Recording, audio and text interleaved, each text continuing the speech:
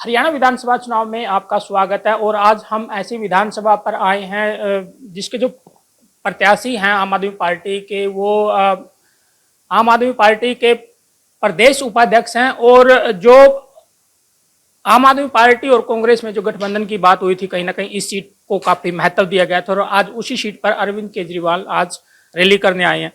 डंडा साहब आप ये बताइए इस सीट पे जो आज अरविंद केजरीवाल रैली करने आए हैं क्या खास आज इस सीट? नहीं, बहुत ज़बरदस्त उत्साह था, बहुत ज़बरदस्त जोश था कार्यकर्ताओं के अंदर। और मुझे लगता है कि लोग ये देखने आए थे कि अरविंद केजरीवाल, जिनको 5 महीने तक साजिश करके झूठे केस में जेल में रखा बीजेपी ने, जिन पे शारीरिक मानसिक रूप से अत्याचार किया, वो कैसे मुस्कुरा रहा है। वो आज भी, उसके अंदर क्या स्वाभिमान है कि गर्दन ऊंची करके आज भी बात कर रहा है। तो लोग उनके व्यक्तित्व से प्रभावित हैं और लोग उनको देखने के लिए आए थे, सुनने के लिए आए थे। हरियाणा के लिए उनका क्या विजन है वो सुनने के लिए आए थे। बहुत ज़बरदस्त और कामयाब रैली रही। मुझे लगता है कलायत के राजनीतिक इतिहास में ये सबसे जोशीली और सबसे ऊर्जा से भरी हुई रैली थी। जब अरविंद केजरीवाल जी आए थे पुंडरीज तो एक विधानसभा वो स्किप करके आ गए बीच में कैथल, जहां पर सतबीर गोयल जी कांग्रेस महासचिव के बेटे रणदीप सिंह सुरजेवाला के खिलाफ चुनाव लड़ रहे हैं। ये क्यों स्किप हुआ है बीच में ये? नहीं, अलग अलग दिनों पे अलग अलग प्लान बनते हैं। तो 90 विधानसभा में कोई एक दिन में तो नहीं जा सकता, अलग अलग कार्यक्रम बनते हैं और बार बार उसी इलाके में प्रेजेंस हो सके, बार बार कुछ कुछ विधानसभाओं में उसी डिस्ट्रिक्ट या लोकसभा में आ सकें, इसके लिए एक पूरा प्लान किया जाता है। इसका कोई स्पेसिफिक कारण नहीं होता है कि आज ही क्यों वहां पे करनी थी। फिर आप पूछ लेते 3 कर लेते तो बोले नरवाना क्यों छोड़ दिया। तो फिर आप पूछ लेते कि गुलाचिका आज क्यों छोड़ दिया, 3 विधानसभा कर दी, एक ही क्यों छोड़ दी। तो इसका कोई स्पेसिफिक रीजन नहीं होता है। लेकिन अभी चेतन जोड़ माजरा जी आए थे, मंत्री पंजाब के, कैथल में प्रचार करके गए थे। अभी बहुत जल्दी आतिशी जी बहुत जल्दी प्रचार करने के लिए आने वाली हैं यहाँ पे। तो बहुत सारा अलग अलग कॉन्स्टिट्यूंसीज के लिए अलग अलग प्लान किया हुआ है कि कौन कौन लोग कहाँ प्रचार करने के लिए आएंगे। मुझे लगता है कि आम आदमी पार्टी का कैंपेन बहुत तेजी से ऊपर उठ रहा है। पिछले 5-10 दिनों के अंदर जो चेंज आया है वो साफ दिखा रहा है कि पहले एक पार्टी कह रही थी हवा चल रही है, हमारी हवा चल रही है, अब रुक गई वो हवा, अब सब कुछ गहमा गहमी में। तो ये बदलाव से पहले के संकेत होते हैं। कोई बड़ी बात नहीं, 5-7 दिन में हम बैठ के ये बात कर रहे हो कि आम आदमी पार्टी पूरे बहुमत में आ रही है कि नहीं आ रही। आज अरविंद केजरीवाल ने मंच से कहा है कि हमारी सरकार तो नहीं आ रही लेकिन हम कहीं ना कहीं सरकार में हिस्सेदारी होगी, हमारे बिना कोई सरकार नहीं आएगी। क्या महत्व है इस बात का? देखिए, आज की प्रैक्टिकल सिचुएशन पे बात कर रहे हैं अरविंद केजरीवाल जी, और वो बहुत साफ आदमी है। उनके पास बहुत स्ट्रेट फॉरवर्ड आदमी है। उनके आज के दिन के उनके पास फैक्ट्स हैं कि आज जो सिनेरियो है हरियाणा के अंदर, हमारे कैंपेन को जानबूझ के डिरेल किया बीजेपी ने। लगातार 5 महीने तक जेल में इसलिए रखा कि अगर 2-3 महीने पहले अरविंद केजरीवाल जी बाहर आए होते तो आज आप कह रहे होते कि आम आदमी पार्टी सरकार बना रही है हरियाणा में। जानबूझ के उनको राजनीतिक कैदी बना के जेल में रखा ताकि हम हरियाणा में कैंपेन नहीं कर सकें, हरियाणा के अंदर सरकार बनाने के लिए टक्कर में नहीं आ सकें। लेकिन आज भी जो प्रैक्टिकल सिनेरियो है, आम आदमी पार्टी डबल डिजिट में बहुत रिस्पेक्टफुल नंबर्स ले रही है। और इतना तो हम गारंटी कर सकते हैं कि हमारे बिना हरियाणा में कोई सरकार नहीं बन सकती आज के दिन। जब अरविंद केजरीवाल जी जेल में थे तो गठबंधन की बात चल रही थी कि कांग्रेस और आम आदमी पार्टी का गठबंधन होगा और ये जो आप वाली सीट है ये काफ़ी मोस्ट इम्पोर्टेंट सीट रही है ये, और कहा यह भी जाता है कि इस सीट के कारण गठबंधन टूट गया। कितना वाजिब है ये? मैंने सुना था जयप्रकाश जी कह रहे थे शायद ऐसा कुछ कि ये सीट मांग रहे थे इसलिए हमने गठबंधन तोड़ दिया। तो मुझे लगता है कि अहंकार से भरे हुए व्यक्ति हैं और अगर कोई सर झुका के इस बात को स्वीकार करने को तैयार है कि बीजेपी को खत्म करना बहुत जरूरी है क्योंकि इन्होंने देश के युवाओं को बर्बाद कर दिया, प्रदेश को बर्बाद कर दिया, देश को की सेना को कमजोर करने का काम किया बीजेपी ने।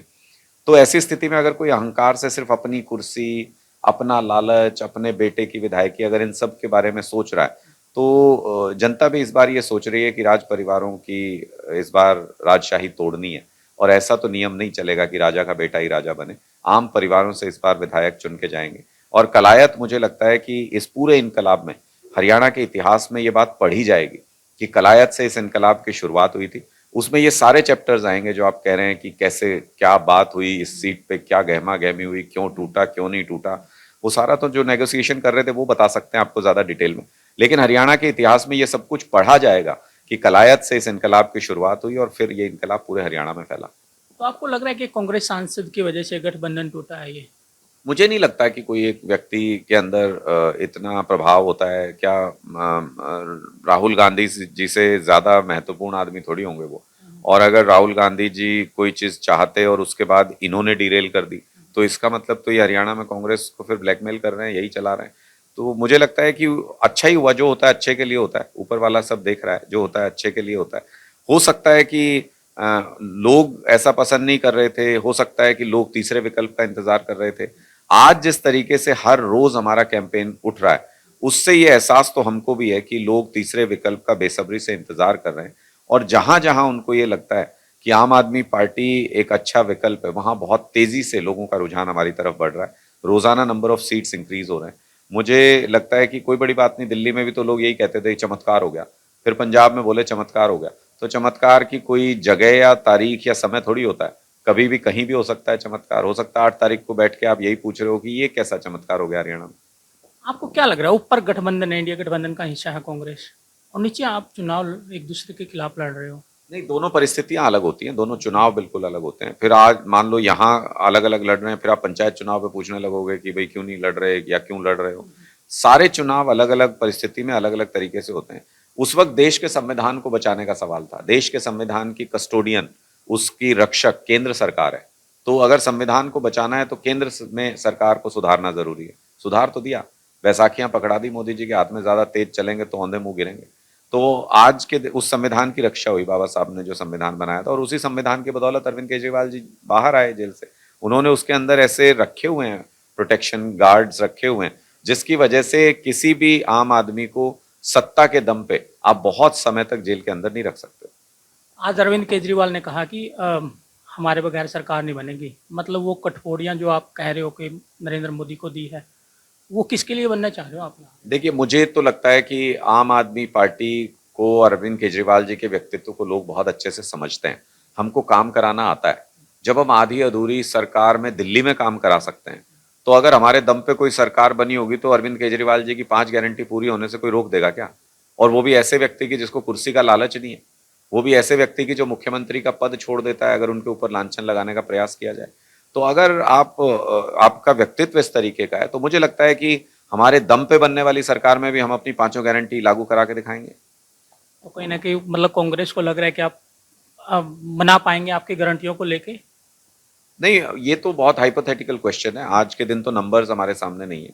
मैं लगातार ये कह रहा हूं कि अरविंद केजरीवाल जी ने जब से हरियाणा में कैंपेन शुरू किया है, बहुत तेजी से आम आदमी पार्टी के प्रति रुझान लोगों का बढ़ रहा है। कोई बड़ी बात नहीं है कि अगर आने वाले समय में आप खुद ये कहने लगे कि आम आदमी पार्टी को किसी के समर्थन की जरूरत पड़ेगी सरकार बनाने के लिए, या पूर्ण बहुमत आ रहा है कि नहीं आ रहा है, आपके सवालों में ये चीजें शामिल हो जाएं। इतनी तेजी से पॉलिटिकल सिनेरियो हरियाणा में बदल रहा है। तो आपको क्या लग रहा है, किसको सपोर्ट करोगे अगर नंबर आ जाता है कोई? पहले तो ये बता दीजिए नंबर क्या आएगा?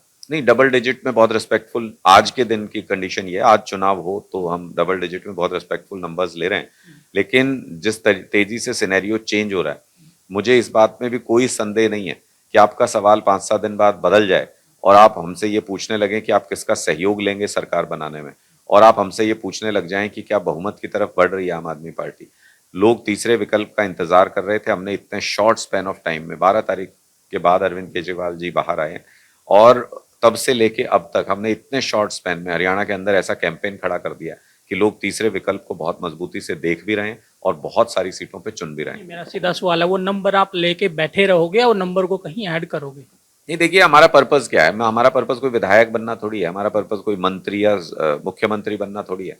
हमारा पर्पस है ये 5 गारंटी जो केजरीवाल जी ने हरियाणा के लिए दी है, इनको लागू कराना है किसी भी हालत में। इनको लागू कराने के लिए जो सही होगा वो करेंगे।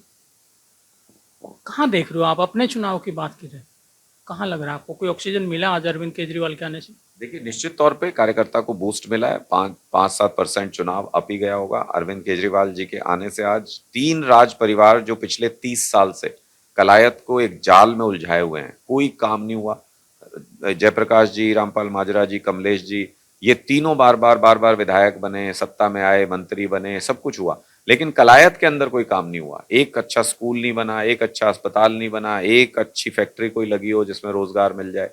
और तो छोड़ो, दुनिया चांद पे पहुंच गई, हम नाली की लड़ाई लड़ रहे हैं। एक भी गांव ऐसा नहीं कलायत का जिसमें गंदे पानी के बाहर निकासी का इंतजाम हो, गांव से बाहर निकलने का। एक भी गांव ऐसा नहीं जिसमें पीने के पानी के घर तक पहुंचने का इंतजाम हो।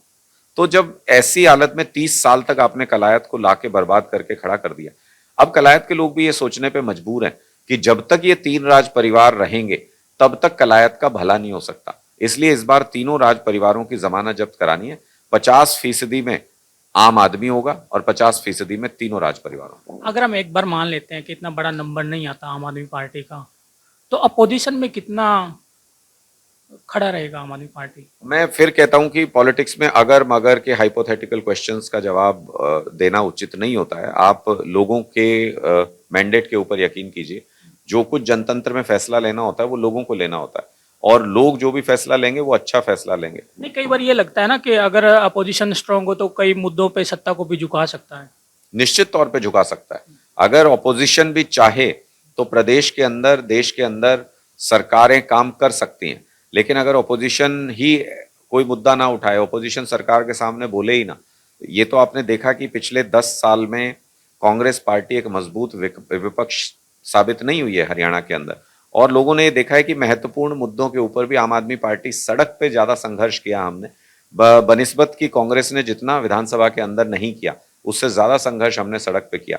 तो मुझे लगता है कि लोग ये भी देख रहे हैं कि आम आदमी पार्टी को इतने नंबर्स में तो विधानसभा जाना ही चाहिए कि चाहे हम ऑपोजिशन में हो चाहे हम सरकार में हो, हम उन सिचुएशंस को कंट्रोल कर सकें और हम 5 गारंटियों को, हरियाणा के मूलभूत ढांचे के बारे में 5 चीजों को पूरा करा सकें। एक मुद्दा बड़ा लेके आई थी जब अग्निवीर योजना हुई कांग्रेस। कांग्रेस के नेताओं ने हर मंच से, हर बात में ये कहा कि ये गलत योजना है, लेकिन जब आज कांग्रेस का मैनिफेस्टो आया तो वो मैनिफेस्टो में नहीं है। देखिए, अग्निवीर योजना हरियाणा को बर्बाद करने वाली योजना है, हमारे युवाओं को बर्बाद करने वाली योजना है। 4 साल में रिटायर करने के बाद से आप देखें तो कोई भी युवा सेना की तैयारी नहीं कर रहा।